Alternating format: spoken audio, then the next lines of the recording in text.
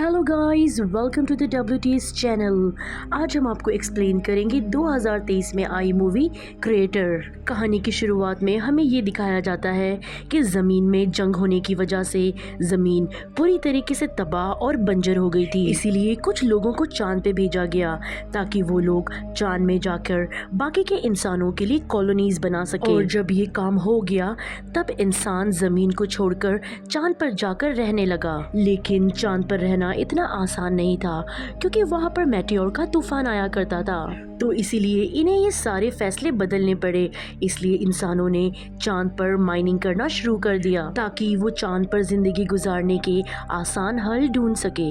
तो बहुत सारे लोगों को माइनिंग के लिए रखा गया जिन्हें माइनर्स कहा गया, और साथ ही ये असूल भी बनाया गया कि माइनर्स अपनी फैमिली के साथ ही चांद पर रहेंगे। और अभी हमें माइनर्स के बच्चे दिखाए जाते हैं जो इसी जगह मतलब चांद पर पैदा हुए थे। वो सभी मिलकर स्पेस रोवर यानी जो गाड़ी चांद पर चलती है उसे चुराने की प्लानिंग कर रहे थे। तभी वहाँ पर कोई आता है।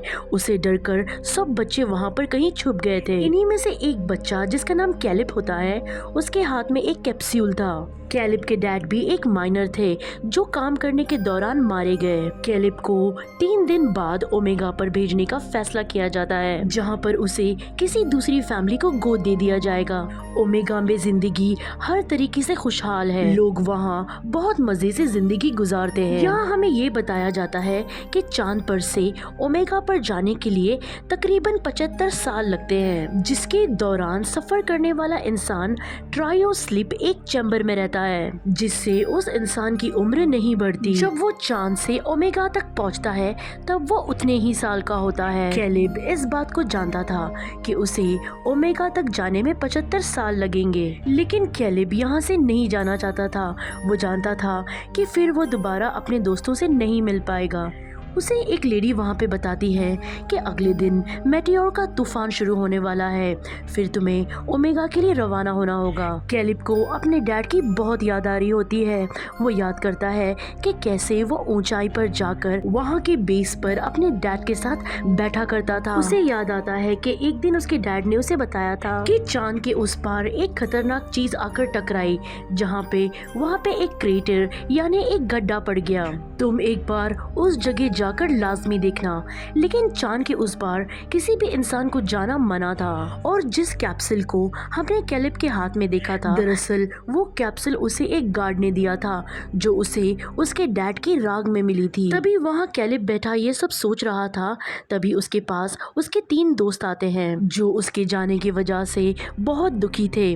उनमें से एक दोस्त होता है जिसका नाम डेलन होता है। वो कैलिप के डैड की आखिरी ख्वाहिश को जानता था जो क्रेटर के पास जाने की थी। डेलिन कहता है क्यों ना तुम्हारे जाने से पहले हम उस क्रेटर को देखकर आए, इस तरह तुम्हारे डैड की आखिरी ख्वाहिश भी पूरी हो जाएगी।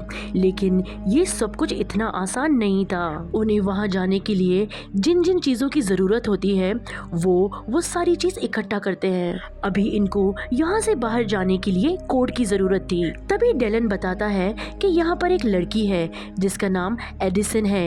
एडिसन कुछ दिन पहले ही चांद पर शिफ्ट हुई है। उसका कोई दोस्त भी नहीं है और वो एक साइंटिस्ट की बेटी है। तो डेलन कहता है क्या पता शायद उसे कोड के बारे में पता हो। और जब वो एडिसन से बात करने जाता है तो वो उससे कोई बात नहीं करती और वहाँ से चली जाती है। ये देखकर डेलन उसके पीछे जाता है और वो उसे सारी बात के बारे में बताता है। वो कहता है मैं शुरू से ही तुमसे दोस्ती करना चाहता था, चाहे सब लोग तुम्हें अजीब कहते हैं। एडिसन कहती है ठीक है, मैं तुम लोगों की मदद करने के लिए तैयार हूँ, लेकिन मेरी एक शर्त है, तुम्हारे इस मिशन में मैं भी तुम्हारे साथ जाऊंगी। डेलन उसकी बात सुन के उसे साथ ले जाने के लिए तैयार हो जाता है। सभी बच्चे रोवर स्पेस के पास चले गए हैं। वो सभी उसे चुरा रहे थे। कैलिब उसके अलार्म की तार को पहले ही खींच देता है ताकि उसका अलार्म नहीं बज पाए। फिर वो एडिसन का बताया हुआ कोड डालता है जिससे कि अब दरवाजा खुल गया था और अब ये सब जाने के लिए तैयार थे। रोवर को चलाने की जिम्मेदारी डेलन की थी क्योंकि इन सब में वो ही ड्राइविंग जानता था। ये लोग वहाँ से निकल जाते हैं।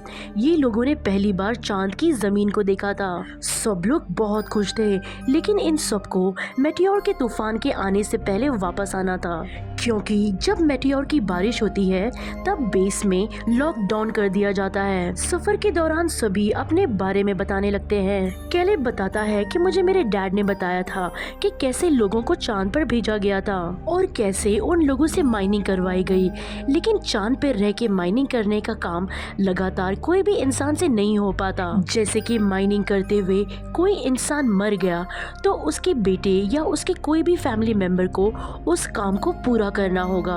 बस इसमें शर्त ये होती है कि वो इंसान के बेटे की उम्र 18 साल होनी चाहिए और वो अगर 18 साल की कम उम्र का होगा तो उसे ऐसे ही किसी और फैमिली को गोद दे दिया जाएगा जो ओमेगा प्लैनेट में रहते होंगे। एडिसन कहती है तो क्या हुआ, एक माइनिंग का तो काम दिया गया था, वो भी तो सिर्फ 20 साल तक करना है। दरअसल एडिसन एक साइंटिस्ट की बेटी थी, इसीलिए उसे असल बात का नहीं पता था। यहाँ पर डेलन उसे सारी बात समझाता है कि अगर माइनिंग करता हुआ इंसान मर जाए तो उसके बेटे को बाकी के साल पूरे करने होते हैं। ये सुन के एडिसन थोड़ा हैरान थी। अब आगे का रास्ता इन्हें पैदल चलकर तय करना था। सब लोग अपने अपने स्पेस सूट पहन लेते हैं। एडिसन का स्पेस सूट सबसे ज्यादा अलग था और अच्छा भी। खैर अब सब लोग बाहर आते हैं और ग्रेविटेशनल फोर्स ना होने की वजह से सब ऊंची ऊंची छलांगे लगाते हैं। सभी लोग यहाँ पर मौज मस्ती करने लगते हैं, खेलने लगते हैं। एडिसन की नजर जब जमीन अर्थ प्लैनेट पे पड़ती है तब वो उसे देख के बहुत उदास हो जाती है और वो अर्थ पे अपने गुजरे हुए पलों को याद करने लगी थी। और जब फिर वो अपने दोस्त को देखती है तब कैलेब डेलन एक ऑक्सीजन गैस के कंटेनर की मदद से आसमान में उड़ने लगते हैं। इन लोगों ने खुद को रोवर के साथ रस्सी से बांधा हुआ था ताकि ये स्पेस में दूर तक ना जा पाए। एडिसन ये देखकर कहती है कि ये खतरनाक हो सकता है, ऐसा मत करो, लेकिन उसकी कोई भी बात नहीं सुनता। और जब ये एक कैलेब का छोटा दोस्त करने लगता है तब झटका लगने की वजह से उसकी रस्सी टूट गई थी, जिस वजह से वो स्पेस के अंदर दूर चला गया था। ये सब देखकर कैलेब और उसके बाकी के दोस्त स्पेस सिलेंडर लेकर उसे बचाने की कोशिश करते हैं। सब ने अपने दोस्त को तो बचा लिया था, लेकिन इन सब में उनकी बहुत सारी ऑक्सीजन खत्म हो गई थी। इनके पास इतनी भी ऑक्सीजन नहीं बची थी कि ये क्रेटर तक पहुंच पाते। तब कैलेब को याद आता है कि उसके एक दोस्त ने बताया था कि यहाँ पर कहीं आउटपोस्ट है, क्या पता वहाँ जाकर इन्हें ऑक्सीजन फिर मिल जाए। कैलेब का एक दोस्त बोलता है कि मैं वहां नहीं जाऊंगा क्योंकि मेरे भाई ने कहा है कि वहां पर भूत रहते हैं। डेलन ये बात सुनकर उसका मजाक बनाता है और यही बात पर दोनों की लड़ाई हो गई थी। उन्हें लड़ता हुआ देखकर कैलेब जोर से चिल्लाता है कि जितना वक्त साथ रहने के लिए बचा है तुम उसे ऐसे ही बर्बाद कर देना चाहते हो। इस बात को सुनकर दोनों ने दोबारा से दोस्ती कर ली थी। खैर ये उस आउटपोस्ट तक पहुंच जाते हैं जहां पर बहुत अंधेरा था। उन्हें वहां पर इंसानों की परछाई भी नजर आती है, जिसे देखकर वो लोग बहुत डर गए थे। लाइट्स जलाने पर उन्हें पता चलता है कि वो कोई इंसान नहीं बल्कि पुतले थे और ये कोई आउटपोस्ट नहीं था, ये एक ऐसे घर का मॉडल था कि लोग अगर चांद पे रहते तो ऐसे घर में रहते। खैर उन्हें यहाँ पर थोड़ा खाना और ऑक्सीजन मिल जाती है। रात भी हो गई थी। खैर सभी यहाँ पर रात गुजारने का फैसला करते हैं। बेलिन यहाँ पर एडिसन को अपने डैड के बारे में बताता है कि मेरे डैड मुझे यहाँ पर अकेला छोड़कर चले गए। एडिसन भी डेलन को बताती है कि मेरी मॉम डैड की डिवोर्स हो गई थी और मेरी मॉम मेरी छोटे भाई को लेकर ओमेगा प्लैनेट में चली गई थी। एडिसन कहती है मैं बहुत अकेला महसूस करती हूँ। तब वहाँ सब सो गए थे लेकिन कैलेब और एडिसन जाग रहे थे। कैलेब एडिसन से बताता है कि मेरी डैड की मौत के बाद मेरे दोस्त डेलन ने मुझे बहुत बड़ा सहारा दिया, वो ही मेरा सब कुछ है। मैं ओमेगा पर चला जाऊंगा, डेलन बिल्कुल अकेला रह जाएगा, इसीलिए मेरे जाने के बाद तुम हमेशा उसके साथ रहना, मुझसे वादा करो एडिसन। उसने भी कैलेब से वादा कर लिया था।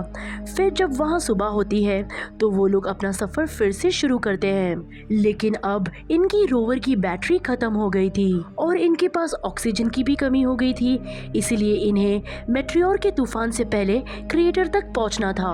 ये लोग सब परेशान हो जाते हैं, इसलिए एडिसन ने सिक्योरिटी अलार्म को बजा दिया था ताकि मेटियोर की बारिश होने से पहले गार्ड्स आकर इन सबको बचा ले। ये लोग सब अब क्रेटर यानी उस गड्ढे तक पहुंच जाते हैं जो बहुत बड़ा था। ये सीढ़ियां सीढ़ियां उतरकर एक अजीब सी जगह पर आ गए थे जहां की दीवार पर एडिसन को एक बटन नजर आता है और जब वो उस बटन को दबाती है तो वहां की सारी जगह ऐसे बदल गई थी जैसे कि वो लोग जमीन पर हो। ये सब असल नहीं था लेकिन फिर भी इनको ये सब बहुत पसंद आ रहा था। कैलिब वहां पर जब पत्थर हटा के देखता है तब उसे उस पत्थर के नीचे उसकी मॉम डैड की फोटो मिलती है। कैलिब ने पहली बार अपनी मॉम को देखा था।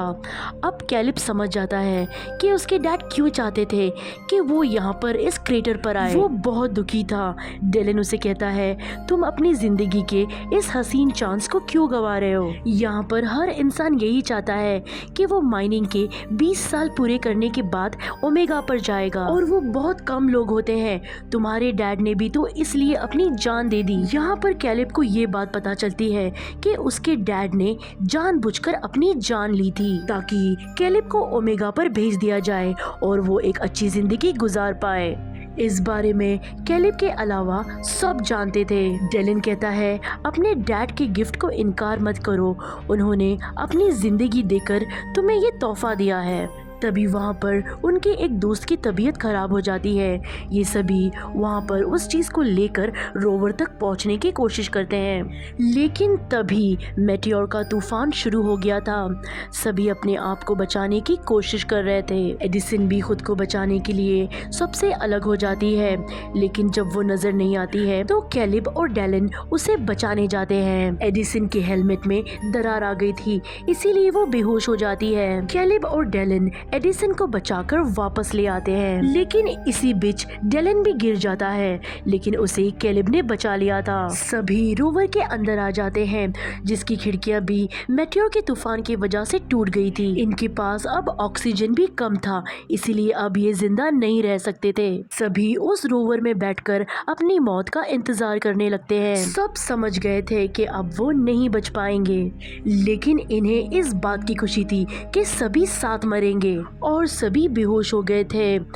इस हादसे के बाद हमें कहानी कुछ दिन बाद की दिखाई जाती है। हमें कैलिब को दिखाया जाता है जो ओमेगा तक पहुंच गया है और उस हादसे को 75 साल हो गए थे। कैलिब ट्रायो स्लीप में था लेकिन अब वो जाग जाता है। चांद पर से ओमेगा में जाने के लिए तकरीबन 75 साल लगते हैं जिसके दौरान सफर करने वाला इंसान ट्रायो स्लीप यानी एक चेंबर में रहता है जिससे उसकी उम्र नहीं बढ़ती। जब वो चांद से ओमेगा तक पहुंचता है तो उसकी उम्र उतनी ही रहती है। कैलिब को अपने दोस्तों के बारे में जानना था। तब एक नर्स आकर उसे एक ऑडियो डिवाइस देती है जिसमें उसके दोस्तों के मैसेजेस रिकॉर्ड थे। उसे पता चलता है कि उस दिन उस हादसे के दौरान इन सबको बचा लिया गया था। उसके दोस्त अपनी आधी से ज्यादा जिंदगी गुजार चुके हैं जैसे कि एक दोस्त ने अपनी बेसबॉल टीम शुरू की और दूसरा दोस्त एडमिनिस्ट्रेटर बन गया और जैसे कि वादे के मुताबिक एडिसन ने डेलन से शादी कर ली थी। अपने दोस्तों की जिंदगी के बारे में जानकर और उनकी बढ़ती आवाज को सुनकर कैलिब बहुत खुश होता है लेकिन अभी भी कैलिब को सिर्फ इस बात का दुख था कि वो अपने दोस्तों के साथ अपनी जिंदगी नहीं गुजार सका। ओमेगा प्लैनेट में एक फैमिली ने कैलिब को गोद ले लिया था। वो इस माहौल में घुल मिल जाता है। वो यहाँ पर एडिसन के भाई को भी ढूंढता है जिसके बारे में उसे एडिसन ने बताया था कि वो उसकी मॉम के साथ ओमेगा में रहता है। कैलिब एडिसन के भाई को उसकी बहन के अच्छे कामों के बारे में बताता है जिसने चांद पर माइनिंग जैसे असूलों के खिलाफ काम करके उसे खत्म कर दिया था। और इसी के साथ ये कहानी यहीं पर खत्म हो जाती है। अगर आपको हमारी कहानी अच्छी लगे तो लाइक, शेयर और कमेंट कीजिएगा। Thanks for watching.